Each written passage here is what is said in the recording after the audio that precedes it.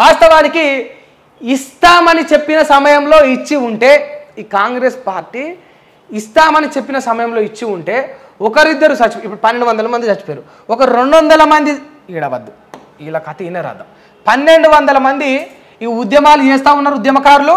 ఈ 1200 మంది కుటుంబాలు కూడా బలిదానాలైనా చచ్చిపోయారు కదా ఏడాదిన్నర తర్వాత. ఎందుకంటే 10 ఏళ్లలో వీళ్ళని ముంచిండ్రు అనేది పెద్ద బాధ. 10 ఏళ్ళైనా కూడా ఇంకా ఉద్యమకారులకు అమరవీరులకు పూర్తి స్థాయి న్యాయం జరగలేకపోయిందయ్యా మా యొక్క ఎవరికి ఈ 1200 మంది కుటుంబాలకు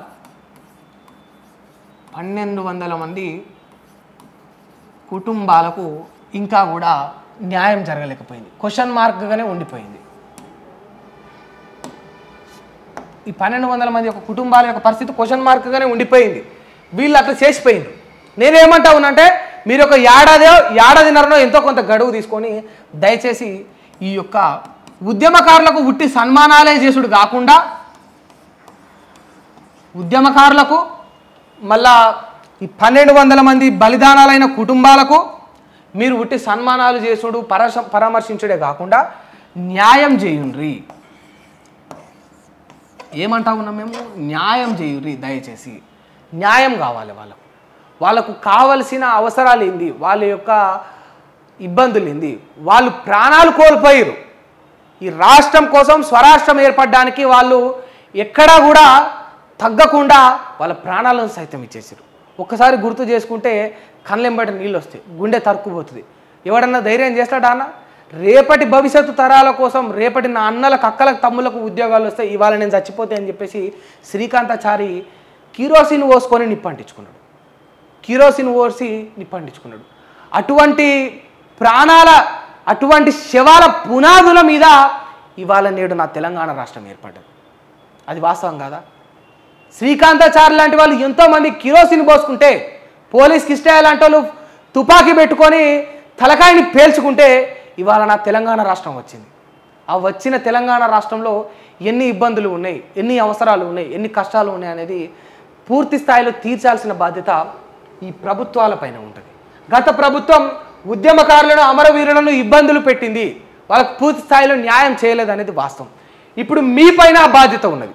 మీరు ఎందుకంటే అదే నినాదాన్ని ముందటేసుకున్నారు, ఉద్యమకారులకు మీరు ముంచిండ్రు, అమరవీరులను మీరు పట్టించుకోలేదు, స్తూపాలు పెట్టి దీపాలు పెట్టిరే తప్ప వాళ్ళ కుటుంబాలకు పూర్తి స్థాయిలో న్యాయం చేయలేదని చెప్పేసి కాంగ్రెస్ ప్రభుత్వం విమర్శించింది. విమర్శించడమే కాకుండా ఇక అనాల్సిన మాటలు అన్నది. ఇప్పుడు మీరు అధికారంలోకి వచ్చారు కదా, మేము మిమ్మల్ని క్వశ్చన్ చేస్తూ ఉన్నాం, మీకు గుర్తు చేస్తూ ఉన్నాం. మీకు ఇంకా 4.5 ఏళ్ళ గడువు ఉన్నది.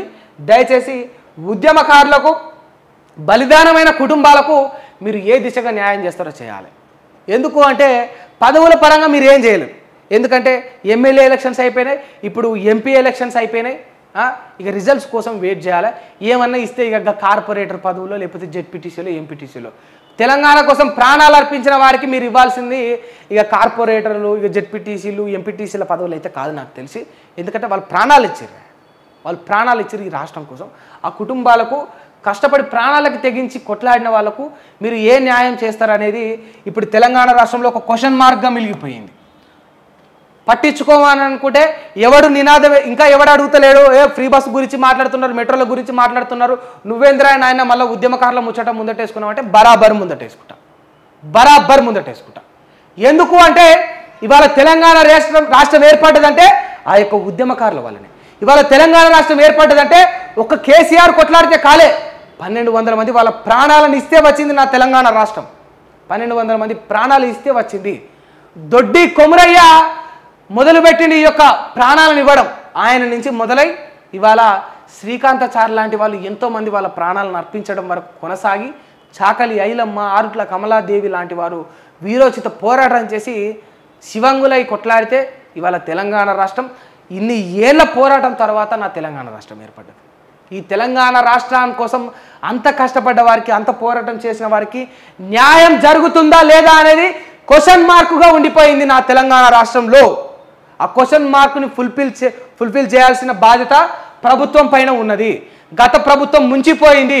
వీళ్ళకి ఎట్లా బుద్ధి చెప్పాలో అట్లా బుద్ధి చెప్దాం మనం. ఎప్పుడు బుద్ధి చెప్పడానికి మేము ముందుకు వస్తామంటే ఆ ప్రభుత్వం చేయలేని పనిని ఈ ప్రభుత్వం చేసిందిరా శబాష్ అనిపించుకున్నప్పుడు వీళ్ళని ఎట్లా ఉరిమి కొట్టాలి, తరిమి కొట్టాలి, అట్లా కొట్టచ్చు. ఈ ఉద్యమకారుల విషయం దయచేసి నేను రిక్వెస్ట్ చేస్తా ఉన్నా రేవంత్ రెడ్డి గారికి, కాంగ్రెస్ ప్రభుత్వానికి. 10 ఏళ్లలో కేసీఆర్ గారు ఏ విధంగా కూడా న్యాయం చేయలేకపోయినారు ఉద్యమకారులకు, ఈ యొక్క ప్రాణాలు తీసుకున్న వరకు. అది చాలా బాధాకరమైన విషయం. మీరైనా చేస్తారా అని ఎదురు చూస్తూ ఉన్నాం. ఎందుకంటే మేమేం పార్టీ కార్యకర్తలు కాదు, గతంలో కూడా చెప్పిన, ఇప్పుడు కూడా చెప్తాను. ఒకరిని మెచ్చుకుని ఒకరు తిట్టడానికి ఉంది అంటే ఉంది అంటాం, లేదు అంటే లేదు అంటాం.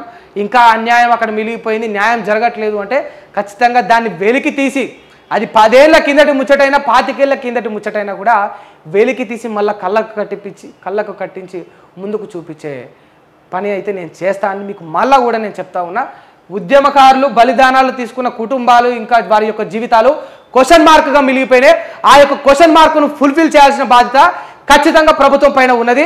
ఈ ప్రభుత్వానికి ఇది సవాల్ అనుకోండి, మీరు ఇంకేదైనా అనుకోండి, కానీ చేయాల్సిన పూర్తి బాధ్యత మాత్రం రేవంత్ రెడ్డి గారి పైన, కాంగ్రెస్ ప్రభుత్వం పైన ముమ్మాటికి ఉన్నది. ఎందుకంటే వీరన్న న్యాయం చేయలేదన్న ఒక మాట వీళ్ళపైన ఉన్నది. మీ పైన మాత్రం వాళ్ళ యొక్క ప్రాణాలకు తీసుకోవడానికి కారణం మీరే అన్న ముద్ర మీ పైన ఉన్నది. సోనియమ్మ బలిదేవత అని చెప్పేసి మీరే అన్నారు, 10 ఏళ్ల కిందట అన్నారు, ఇప్పుడు కూడా అంటా ఉన్నారు. దయచేసి దాన్ని ఫుల్ఫిల్ చేసుకోండి. ఆ యొక్క మరకను మీరు తొలిపే విధంగా వీరికి ఉద్యమకారులకు, ఈ ప్రాణాలు అర్పించిన అన్నలకు అక్కలకు న్యాయం చేయాల్సిన బాధ్యత పూర్తి స్థాయిలో కాంగ్రెస్ ప్రభుత్వం పైన ఉన్నది అని చెప్పేసి ఈ వేదికగా నేను ఇప్పుడు చెప్తా ఉన్నా.